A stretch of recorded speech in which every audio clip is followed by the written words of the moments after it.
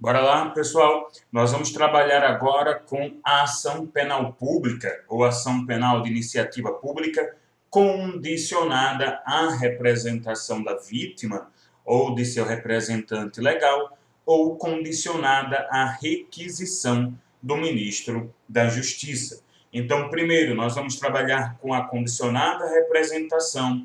E aí, a titularidade do direito de representação, como é feita esta representação, o prazo, né? Nós temos um prazo decadencial, a possibilidade de retratação.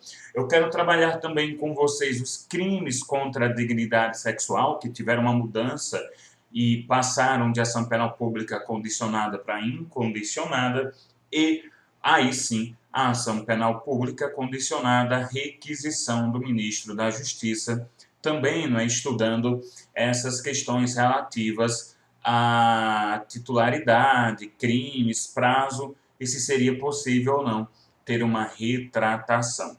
Tá certo? Então, em primeiro lugar, nós temos aqui a ideia de que a retratação ela busca analisar a oportunidade, a vontade da vítima. Busca-se evitar como é que eu poderia dizer?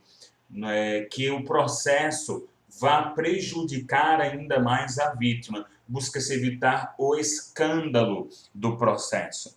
Por quê? Pode ser que ao se expor de que aquele indivíduo teve determinado bem jurídico lesionado, isso venha gerar perdas pessoais, familiares, patrimoniais e por aí vai.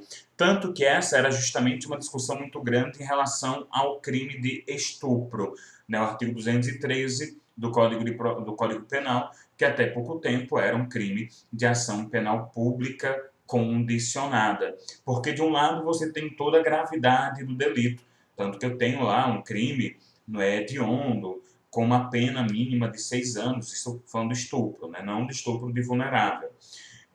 Então, crime hediondo, que é bastante mal visto na sociedade, até dentro do sistema penitenciário. Né? Normalmente, os apenados têm um tratamento diferenciado, um tratamento bem agressivo, realmente, em relação a estupradores. Só que, do outro lado, você tinha uma questão relativa à vítima, em que sentido? De que, muitas vezes, a vítima ela era revitimizada porque ela era responsabilizada pelo delito. A gente sabe, nós temos uma sociedade que muitas vezes é bastante machista, né? E isso acabava levando muitas vezes a uma responsabilização indevida da vítima, justamente no sentido de que ela procurou, ela abriu brecha, etc. E isso levava muitas vezes à perda de oportunidades de emprego, perda patrimonial, até ali rejeição do companheiro, do marido. E havia essa divergência, então a lei até 2018 acabava estabelecendo a ação penal pública condicionada, o que vem a ser alterado a partir de aqui. Mas então quais seriam os crimes que eu ainda tenho, né, para a ação penal pública condicionada? Primeiro, como eu não posso ter retroatividade de lei prejudicial, os crimes contra a dignidade sexual praticados até 2018, eles ainda são de ação penal pública condicionada, tá certo? Porque há um prejuízo, obviamente, porque eu facilitei a ação penal, eu facilitei a persecução daquele indivíduo. Então, os crimes contra a dignidade sexual, com exceção do que já era ação penal pública incondicionada, a gente fala aí do estupro de vulnerável, eles ainda se mantêm pública condicionada, tá certo?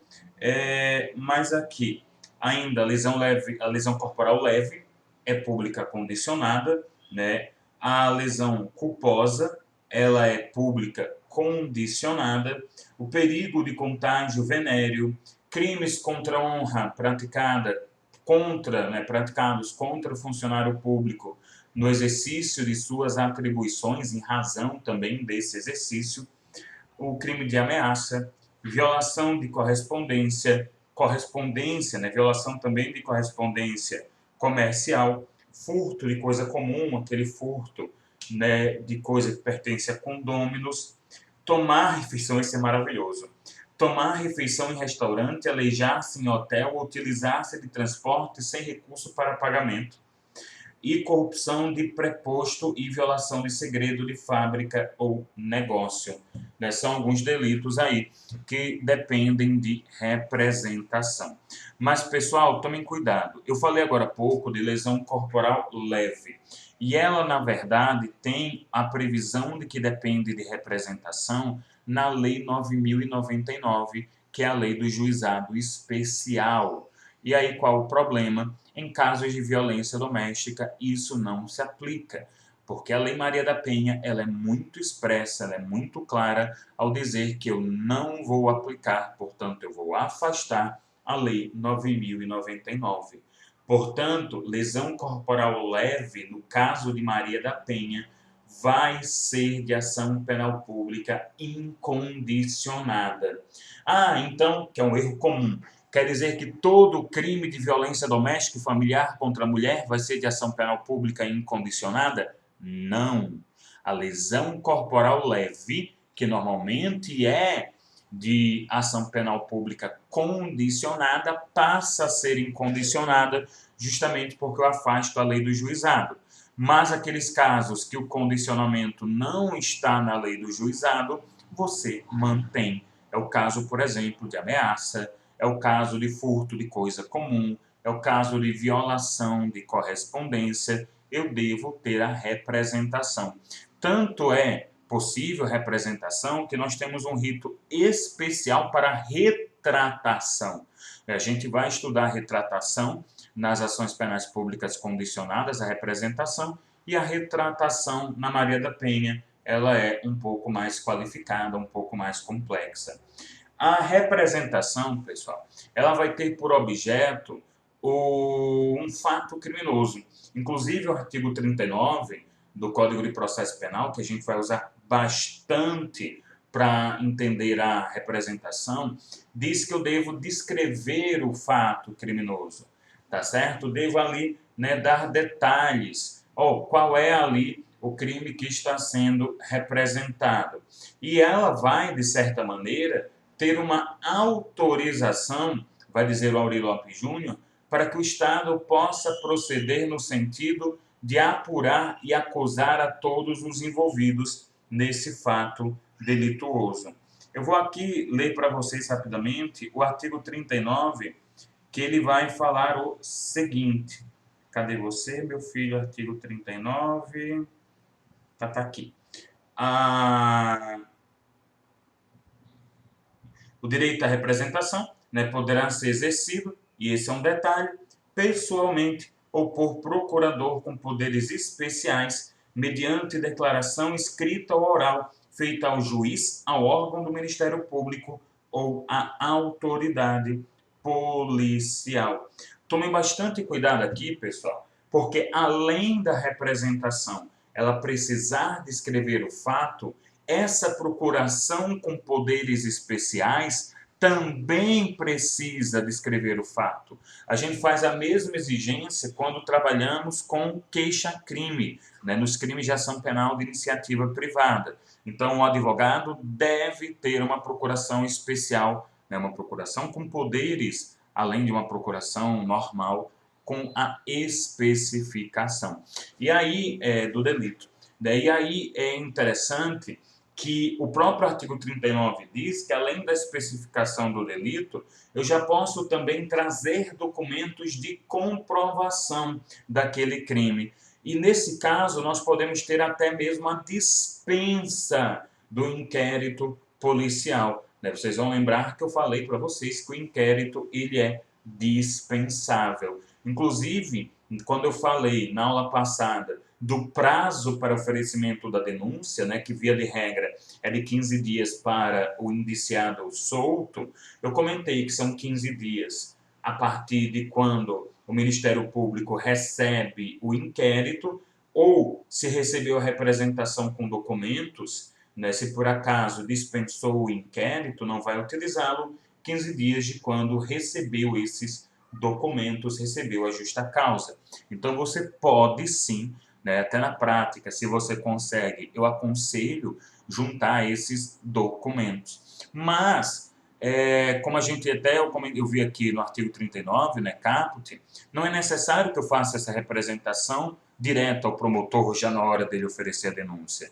Eu posso fazer ao juiz, eu posso fazer à autoridade policial, né, no inquérito, que é mais comum, inclusive. Até porque eu não poderia começar o inquérito policial nesses crimes sem a permissão da vítima, sem que a vítima ou seu representante legal ofereçam uma notícia criminis. É claro que nós vamos ter muitos casos em que o inquérito ele é iniciado sem a existência da representação, ou seja, sem a sua autorização, e posteriormente isso seja feito, validando, de certa forma, a instauração desse inquérito. Mas, em tese, ele não poderia começar sem esta representação. Isso está no próprio artigo 5º do Código de Processo Penal, mas eu vou observar também isso no artigo 39, tá certo? Do Código de Processo Penal, que ele fala aqui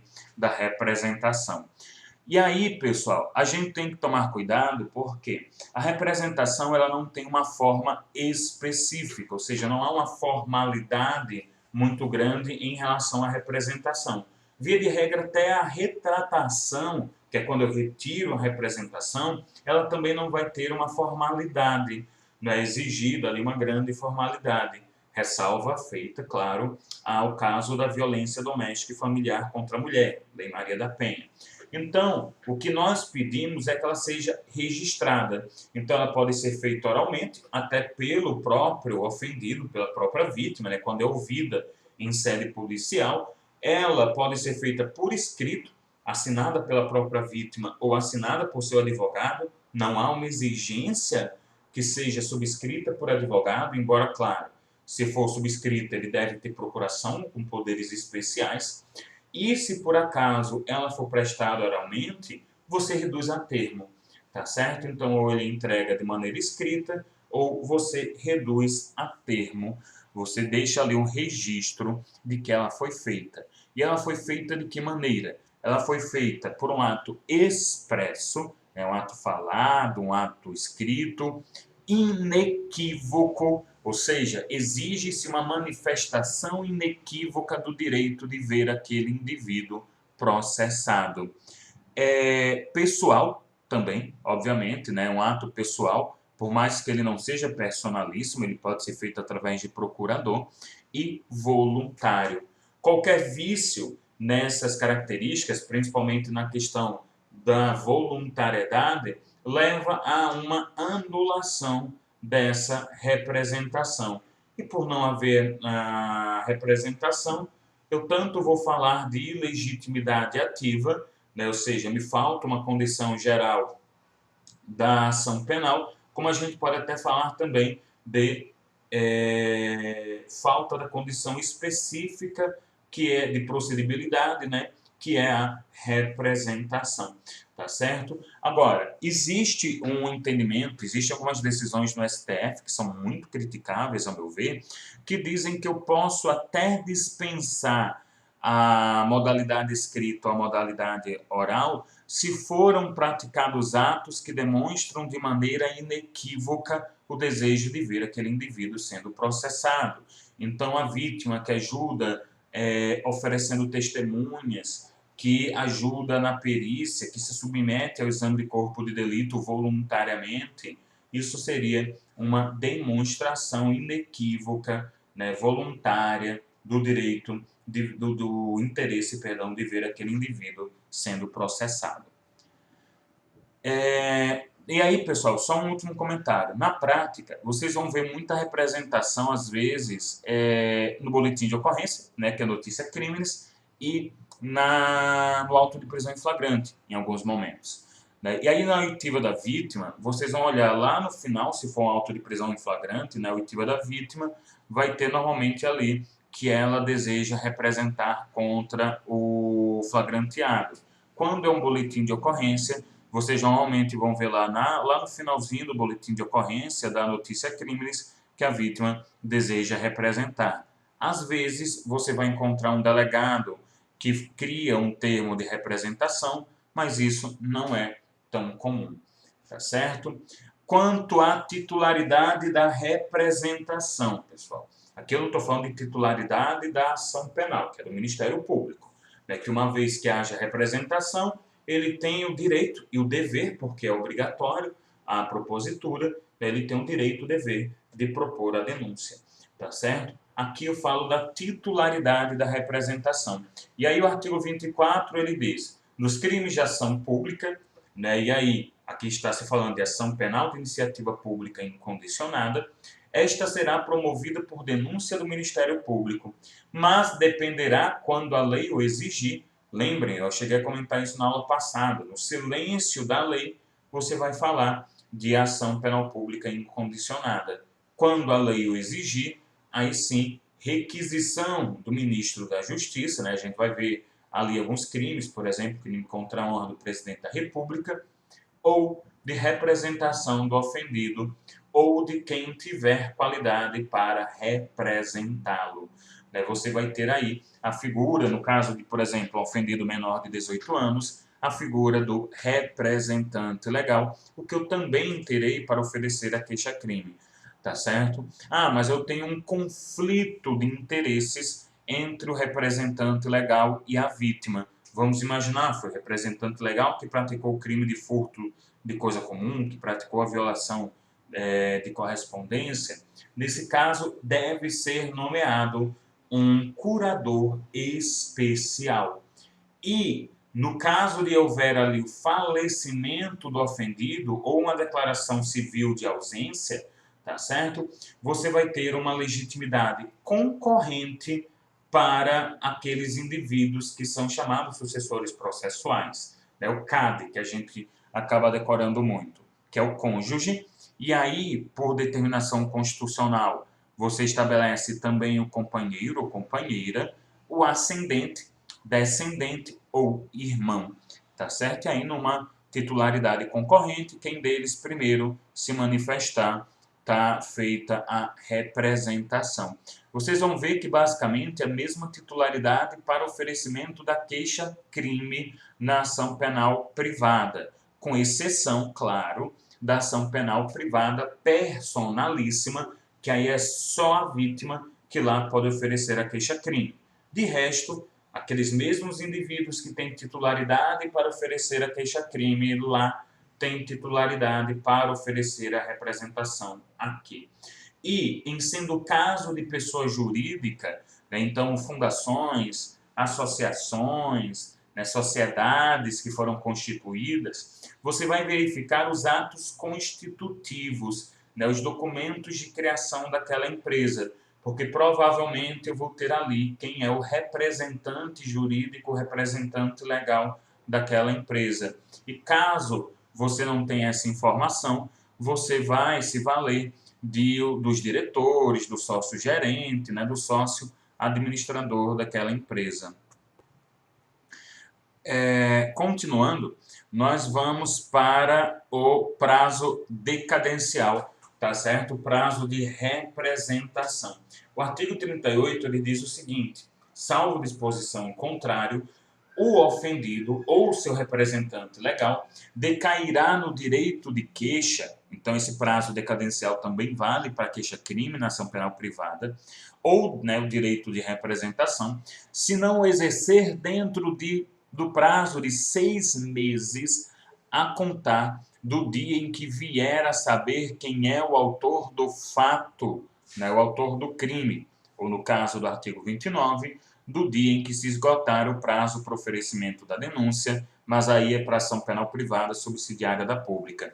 Então eu tenho o prazo, né, fora, obviamente, se houver disposição em contrário em leis extravagantes, eu vou ter um prazo de 6 meses, prazo este material, tá certo? Porque um prazo de decadência é um prazo material, já começa a contar o primeiro dia, é um prazo peremptório, tá certo? Ou seja, não suspende em final de semana, em feriado, simplesmente segue reto. Nem mesmo essa suspensão de prazos processuais que nós estamos tendo agora, né, ela vai atingir o prazo decadencial, porque uma coisa é suspender prazo processual, outra coisa é suspender um prazo material, um prazo que leva à extinção de punibilidade nos termos do artigo 107 do Código Penal, tá certo? E outra coisa importante, não é necessariamente da data do fato criminoso, é da data em que eu tomo conhecimento de quem é o autor do fato criminoso. Pode ser que tudo bem, no dia do fato eu já tenha conhecimento de quem é. Então eu estou aqui em casa, vejo a minha esposa abrindo minha correspondência de uma maneira ilícita, ela não foi autorizada. A partir daquele momento eu sei quem foi o autor do delito. E veja, pessoal, se ela não foi autorizada, ela não pode abrir minha correspondência. Como eu também não poderia abrir a correspondência dela. Chega uma conta, você diz, fulana, chegou uma conta. Se ela disser, abra aí para mim, pronto, recebeu a autorização, não é crime. Agora, se ela disser, deixa aí que eu vou olhar, parou, senão é violação de correspondência, mesmo entre cônjuges, tá certo? Então, já sei que foi fulana. Não, violaram, abriram a minha correspondência. E uma semana depois eu consegui descobrir quem é. É nesse dia que eu consegui descobrir quem é, que a partir daí começa o prazo decadencial. E aí com um detalhe, pessoal. Se o indivíduo for menor de 18 anos ou ele ostentar uma doença mental e por causa disso ele precisar de um representante legal, nós vamos ter duas contagens de prazo decadencial. Primeiro, a contagem do prazo decadencial para o representante legal. Ele vai ter esses 6 meses a partir, de quando você tiver o conhecimento da autoria do fato. Não ofereceu a representação.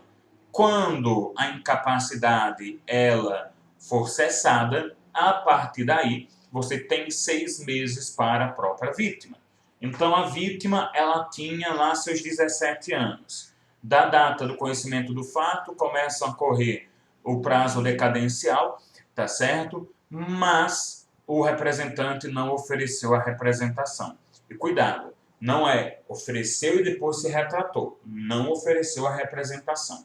Nesse caso, quando a vítima fizer 18 anos, ela passa a ter o direito para oferecer a representação, com detalhe, a não ser que tenha havido outra causa extintiva de punibilidade. Então, se antes dela fazer 18 anos aconteceu prescrição, você vai decretar a extinção de punibilidade pela prescrição. Esse prazo aqui de representação, ele se dá em relação, como o nome já diz, à representação, à vítima. Não existe prazo específico para requisição do ministro da Justiça, como a gente vai ver daqui a pouco. Isso quer dizer que para a maior parte da doutrina, a qualquer momento pode ser oferecida essa requisição, desde que, obviamente, não tenha ocorrido outra causa extintiva de punibilidade. Certo? Próximo slide aqui, retratação.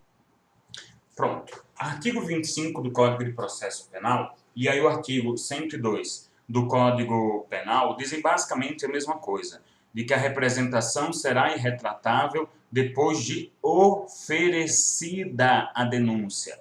Cuidado, não é depois de recebida, é depois de oferecida a denúncia. Então, o Ministério Público foi lá e protocolou a peça acusatória.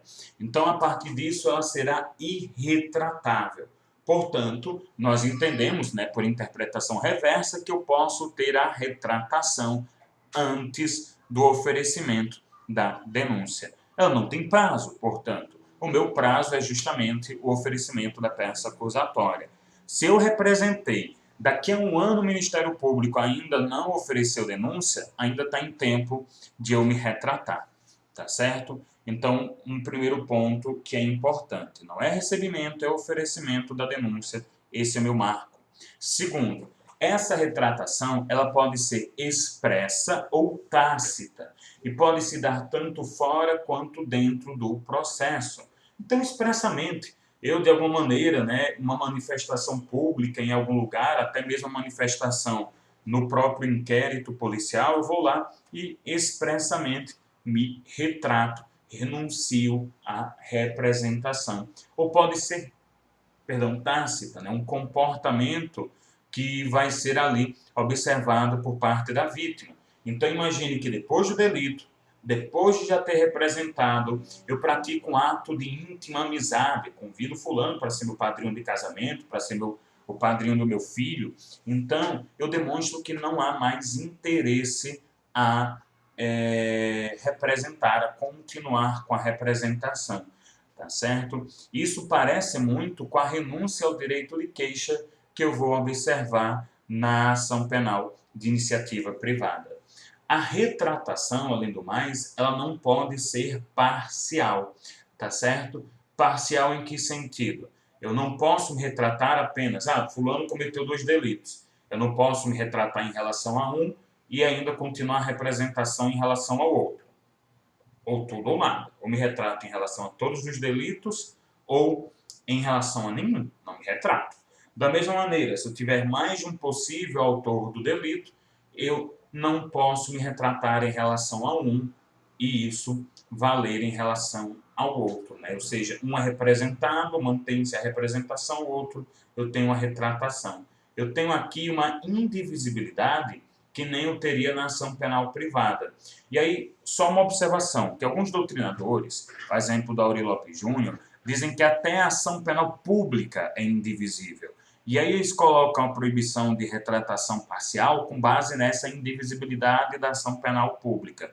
Eu trabalhei com vocês uma teoria de que a indivisibilidade só acontece na ação penal privada, não acontece na ação penal pública onde eu tenho divisibilidade. Só que para quem adota essa teoria, divisibilidade, ela acontece com a denúncia, ou seja, a denúncia pode ser divisível, mas a retratação não pode. Então, né, e a representação também não. Portanto, por mais que você adote a teoria de que a ação penal pública é divisível, eu não poderia dividir a representação ou a retratação, usando aí uma analogia da indivisibilidade da queixa-crime.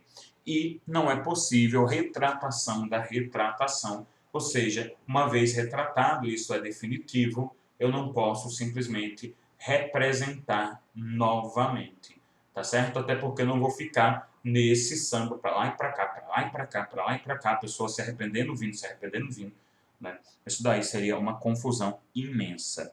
Só que tomem cuidado com um detalhe. O fato de você receber indenização, seja porque você processou, seja porque você, o acusado ainda não, né? O investigado, ele voluntariamente quis pagar uma indenização, você ter recebido não é uma retratação, não é considerado uma retratação tácita. Vai ser uma situação um pouco diferente do que a gente vai ver aqui no artigo 74 da Lei 9.099. Ele diz o quê? Que quando você tem uma homologação de um acordo civil, porque vocês vão lembrar que na Lei 9.099, eu cheguei a comentar isso, eu tenho uma possibilidade de relativizar a obrigatoriedade da ação penal pública, porque eu posso ter um acordo, uma transação penal entre o Ministério Público e o indivíduo que está sendo acusado, né, que está ali sendo considerado o potencial possível agente criminoso. Na ação penal de iniciativa privada, em vez da transação penal, eu posso ter uma composição civil, né, um acordo. E ao fazer esse acordo, então neste caso aqui, né, fazer esse acordo em que eu vou receber uma indenização, alguma coisa assim, perdão, estou renunciando ao direito de queixa. Isso vale para a ação penal privada e também valerá para a pública condicionada, porque a pública condicionada ela é interessante. Ela primeiro tem o exame da composição civil, aí se tem composição civil, eu faço acordo por escrito, a renúncia, a representação, e aí a homologação desse acordo. E se não houver representação, aí eu passo para a etapa seguinte, que é se não houver, perdão, a representação, ela vai haver, se não houver a retratação, né? Não há o acordo. Se não há o acordo, eu passo para a etapa seguinte, que é a possibilidade de analisar a transação penal. Então, na ação penal pública incondicionada, só analiso transação penal. Na privada, só analiso a possibilidade de composição civil. Na pública condicionada, analiso primeiro composição civil e depois transação penal. E aí, se houver esse acordo, né, homologado, eu simplesmente tenho a renúncia ao direito de queixa e a retratação da representação. E, como eu falei um pouco mais cedo, no caso da retratação na Maria da Penha, eu vou ter aqui um pouco de formalidade a mais, até porque até agora a gente não teve formalidade. Então, o artigo 16, isso não é corona não, é que eu engasguei agora há pouco com água. O artigo 16 ele vai dizer o seguinte: nas ações penais públicas condicionadas à representação da ofendida de que trata esta lei, só será admitida a renúncia à representação, que é nada mais que a retratação, não é? Perante o juiz em audiência especialmente designada com tal finalidade. Então, eu vou ter uma audiência em que isso acontece antes do recebimento da denúncia e ouvido o Ministério Público e, obviamente, o potencial agressor não está aqui presente. Quanto aos crimes contra a dignidade sexual, só a gente tem que observar que agora todos passaram a ser de ação penal pública incondicionada, tá certo? Antes eu tinha praticamente todos de ação penal pública condicionada, com exceção do estupro de vulnerável. Isso estava no artigo 225 do Código Penal. Até mesmo aqueles que tivessem violência física. Então, aquela súmula 608 do STF, que determinava a ação penal pública incondicionada quando houvesse violência real, né, que é violência física mesmo, ela foi superada. Então, quase todos eram de ação penal pública condicionada, tá certo? Com a exceção dos crimes contra a dignidade sexual praticados contra os vulneráveis. Né? Não só contra os vulneráveis, menores de 18 e vulneráveis também. Quem é o vulnerável? Não é o menor de 18. Vulnerável é aquele que tem menos de 14 ou que por outro motivo não consiga defender-se. Então, a pessoa que tem ali, esteja em coma, tem uma grave deficiência física ou mental, que esteja dopada, né, drogada, eu vou entrar em estupro de vulnerável. Só que então eu tinha isso até 2018.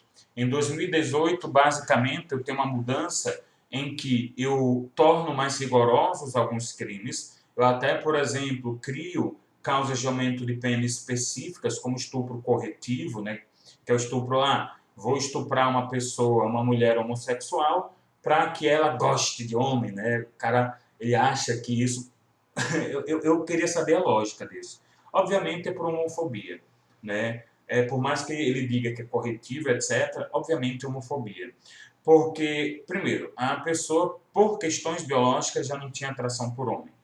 Né? A gente sabe hoje, são questões biológicas, genéticas. Talvez essa orientação fosse para a bissexualidade, ela tinha, né, ou até a assexualidade, por aí vai. Então, primeiro, já não vou mudar a vontade. Segundo, como é que eu vou mudar a vontade de alguém com um ato tecnicamente ultrajante, perverso, né, violento? Então, eu tinha esse estupro corretivo, que agora tem uma causa de aumento de pena. Ao meu ver, já teria a agravante do motivo torpe, mas agora eu passo para a causa de aumento de pena. Também o estupro coletivo, né, ali praticado por vários indivíduos. E, além disso, o artigo 225 foi mudado e, como eu falei, todos os crimes contra a dignidade sexual foram modificados para ação penal pública incondicionada. E aí você tem que observar que é uma norma prejudicial que não retroage. E como não retroage, porque ela é prejudicial, não há retroatividade e malefício do réu, os crimes que tenham sido praticados até a vigência dessa lei 13718/2018 continuam com a ação penal pública condicionada à representação. E aí, por fim, nós temos a possibilidade, pessoal, de nós termos aí a requisição do ministro da Justiça. Basicamente, nós vamos aqui ter a possibilidade de crime contra a honra de chefe de governo estrangeiro, mas também crime contra a honra do presidente da República, tá certo? Que é, inclusive, considerado um crime contra a segurança nacional. Então, a gente vai observar isso daqui com essa possibilidade, tá certo? Não é um mero crime contra a honra, não está no artigo 145 do Código Penal, isso vem para crime contra a segurança nacional, além, claro, da possibilidade, aí sim, de um crime comum contra chefe de governo estrangeiro. E, claro, tem toda a discussão a respeito do direito de ofender, né, que faria parte da liberdade de expressão, especialmente quando eu falo de chefes de Estado, de agentes políticos. E aí, até por isso, que eu tenho e aí não é mais um controle pensando no escândalo do processo, mas um controle que é mais político, né, de oportunidade política que vai ser examinado aí pelo ministro da Justiça, tá certo? Outra coisa aqui que é interessante é que, como eu até falei mais cedo, não existe prazo para essa requisição, tá certo? Portanto, eu não teria esse prazo de decadência de 6 meses a partir de quando eu conheço a autoria do delito, que é algo que é previsto para a representação. Só tenho que tomar cuidado com outras causas extintivas de punibilidade, né, como a prescrição. Também eu não tenho a renúncia. Existe uma corrente minoritária da doutrina que diz que sim, seria renunciável, mas a corrente majoritária não acredita na possibilidade de renúncia, porque acredita que os artigos que eu me referi agora há pouco teriam um silêncio eloquente, falam apenas e tão somente de representação, e por causa desse silêncio eloquente, ou seja, de uma vontade realmente de omissão perante a requisição, eu não poderia me valer da analogia, tá certo? E um último detalhe, uma coisa que é apontada pelo Kleber Masson, é que, por mais que quando a gente fale de requisição, isso tenha um teor de obrigatoriedade, né, a gente diz até que requisição é você mandar de uma maneira educada, mas você está mandando, só não se aceita que está, eu tenho que tomar cuidado que o Ministério Público ele tenha independência funcional assegurada pela Constituição Federal, como a gente observa no artigo 127, parágrafo 1º da Lei Maior. Então, por mais que ele receba a requisição do Ministro da Justiça, ele ainda irá avaliar, claro, obedecendo o princípio da obrigatoriedade, mas ele ainda irá avaliar a possibilidade de oferecer a denúncia, porque a obrigatoriedade só surge se estão cumpridas todas as condições da ação, pressupostos processuais. Então, ele não é simplesmente obrigado do nada, obrigado de maneira absoluta, tá certo? Ele tem que, sim, analisar as condições técnicas para oferecimento da denúncia, tá certo? Então, quanto à ação penal pública condicionada, a gente fica por aqui. Nosso último tópico vai ser nessa sexta-feira, que é o último tópico, inclusive, para a prova da primeira unidade, será a ação penal de iniciativa privada, tá certo? Então, até mais.